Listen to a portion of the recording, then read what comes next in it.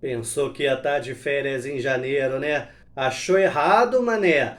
Enem em janeiro, fazer o quê, né? Fazer a prova no calor de 40, 50 graus. Mas é isso aí. Eu sou o professor Diogo Comba, o Diogão da redação de Português e Literatura também. É assim que você me encontra no YouTube, no Facebook e no Instagram, Professor Diogo Comba. E hoje eu vim aqui para te dar umas dicas simples, mas valorosas de redação para você conseguir tirar 200 ou pelo menos bem próximo disso, 160, 180 pontos lá na competência 1 da redação, que vem a ser qual? Vem a ser norma padrão. Essa é uma competência que você tem que gabaritar ou pelo menos ficar bem próximo disso. Por que eu ratifiquei ficar bem próximo disso? Porque antes, mesmo se você tivesse um único erro simples na norma padrão ao longo da sua redação, você poderia tirar 200. Só que, nos últimos anos, a mídia noticiou com bastante intensidade certas falhas cometidas por alunos, como trouxe com 2 S's e por aí vai. Isso mesmo numa redação perfeita, numa redação que realmente mereceria tirar 1000. A partir daí, a correção passou a ser cada vez mais criteriosa, cada vez mais forte, seja lá qual for a competência, e a competência 1, norma padrão,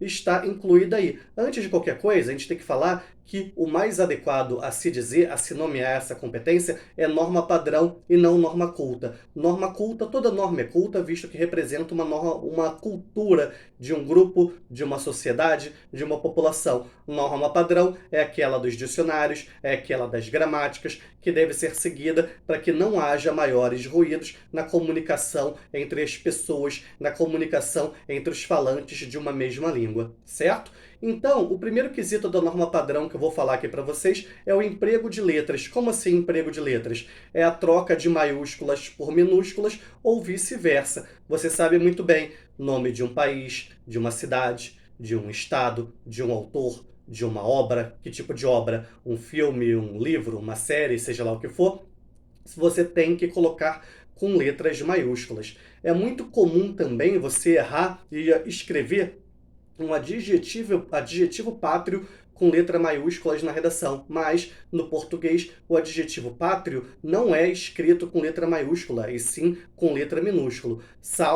Letra minúscula, perdão. Salvo se ele estiver no início de período ou de parágrafo, aí você sabe muito bem. Muitas vezes as pessoas confundem com o inglês e acabam fazendo assim. Quando você for colocar uma sigla na sua redação, as letras têm que ser maiúsculas também. Organização das Nações Unidas, a ONU. Organização, Nações e Unidas são letras maiúsculas. O das você pode colocar com letra minúscula, ok?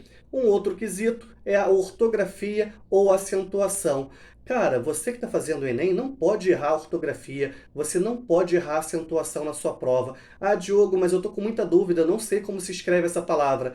Pense imediatamente em um sinônimo. Procure substituir essa palavra por outra para que você não erre, certo? Escreva a palavra num rascunho, escreva a palavra várias vezes se você tiver com dúvida. Muitas vezes a sua memória vai funcionar melhor assim, mas a melhor dica que eu te dou para você não perder tempo nesse momento é substituir, ok? Agora, concordância, crase e regência. São 3 quesitos, certo? São 3 questões ligadas à norma padrão que eu vou te dar uma dica muito parecida. Muitas vezes você acaba tendo maiores dúvidas na concordância verbal, certo? Às vezes você escreve eles têm e esquece de colocar o acento. Você está falhando aí na acentuação e está falhando na concordância verbal. Certas construções que envolvem a concordância verbal, que são mais complicadas, você pode substituir por outras. Olha só, mais uma vez, usando esse recurso da substituição, para você não correr o risco de errar. Questão da crase, a mesma coisa. Está na dúvida se tem ou não crase? Num primeiro momento, tente escrever o fragmento no rascunho, tal qual a mesma dica que eu usei para a questão da ortografia ou acentuação. Se a sua dúvida continuar, tente fazer o que? Tente mudar, tente elaborar uma construção que você não caia nessa dúvida da crase. A questão da regência. Certos verbos têm dupla regência. O verbo assistir, por exemplo, é um verbo que as pessoas erram muito. Você está assistindo ao vídeo. Exige a preposição. Se você tiver na dúvida, faça a mesma coisa. Pense num verbo que você não vá ter essa dúvida quanto à regência. Em vez de usar o assistir, por exemplo, você pode usar o ver, ok? O que eu falei agora? Falei da concordância, da crase e da regência. Falei de 3 questões ligadas à norma padrão e dei a mesma dica. Se você, nesse momento final, nessa maratona, nessa reta final, quiser ter outros recursos além da substituição, o que eu recomendo que você faça? Pegue uma gramática, pegue um dicionário de sinônimos e antônimos, pegue um dicionário de regências, existem dicionários de regência verbal, e faça lá uma lista de casos mais problemáticos, faça alguns exercícios, certo? Faça resumos, é uma dica muito útil, você tem que estudar. Esse vídeo aqui veio para te ajudar, mas ele também não vai fazer milagres, ok? A próxima questão é emprego de pronome ou colocação pronominal. Como assim emprego de pronomes? Você não vai, de forma alguma, usar na sua redação o pronome você, você não vai usar o pronome eu, você não vai usar o pronome nós. Por quê? Você não vai se dirigir ao leitor, você não vai usar a primeira pessoa do singular, você não vai usar a primeira pessoa do plural, certo? A partir daí, você já observa quais pronomes você não vai usar de modo algum. Casos de colocação pronominal, existem alguns casos bem complicados também. Só que, mais uma vez, você pode reorganizar o seu discurso, reorganizar a sua escrita, de modo a não cair nesse tipo de falha. Não cair numa próclise indevida, por exemplo, não cair numa mesóclise indevida ou falhar no emprego da mesóclise. Como assim? Quer ver uma coisa? Vamos lá na proposta de intervenção. Na proposta de intervenção, inevitavelmente você acaba usando o futuro do presente. Como assim futuro do presente? Desse modo, o governo enviará maiores porcentagens do PIB, certo? Você poderia pensar numa construção com um verbo no futuro do presente, mais um pronome. Se você for fazer isso, você deve usar a mesóclise. Caso você ache a mesóclise inadequada, artificial, talvez, entre aspas, feia demais para o seu texto, algo que você não faria naturalmente, tente reorganizar o seu texto, certo?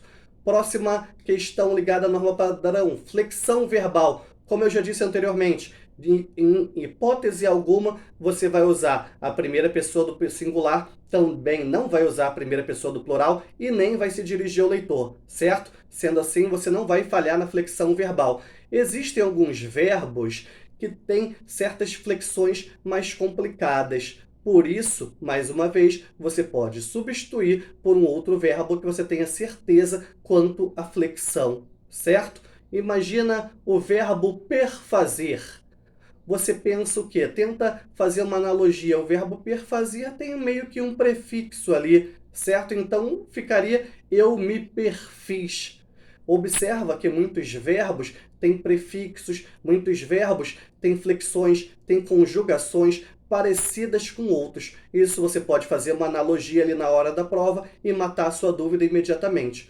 Um próximo quesito ligado à norma padrão é o chamado paralelismo. Talvez você nunca tenha ouvido falar sobre paralelismo. Paralelismo, a gente poderia fazer uma lista imensa, assim como poderia fazer uma lista imensa ligada à colocação pronominal. Você pode, nesses últimos momentos, dar uma estudada, fazer um resumo quanto à colocação pronominal, mas vamos voltar aqui ao paralelismo. Você poderia falar que o Brasil deve destinar maiores porcentagens do PIB para escolas e para a saúde. Qual é a falha no paralelismo aí? Ou você fala educação e saúde, ou fala escolas e hospitais. Os itens da sua enumeração devem estar no mesmo nível, certo? Você poderia falar também que o Brasil sofre muito com o tráfico de animais como répteis, aves e felinos, certo? Na verdade, o felinos aí não está no mesmo patamar. Você deveria falar o quê? Répteis, aves e mamíferos. Mais uma questão aí, mais uma questão que pode ser um tanto quanto capciosa lá na hora da sua prova. Lembrando que tráfico de animais é um dos meus temas favoritos para o Enem deste ano. Se você procurar aqui nos vídeos anteriores, você encontra um vídeo sobre tráfico de animais, não se esqueça disso.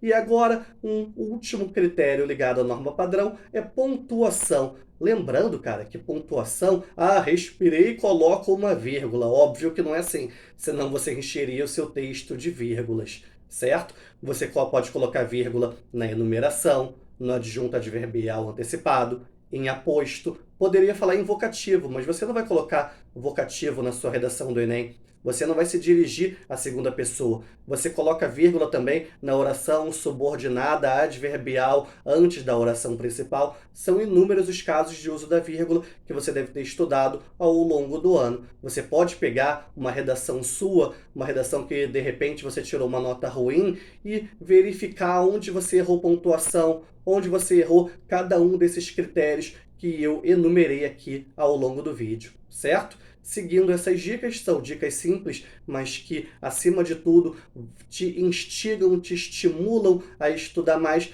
você pode conseguir o seu 200 nessa competência 1 da redação do Enem, competência 1, que é a norma padrão.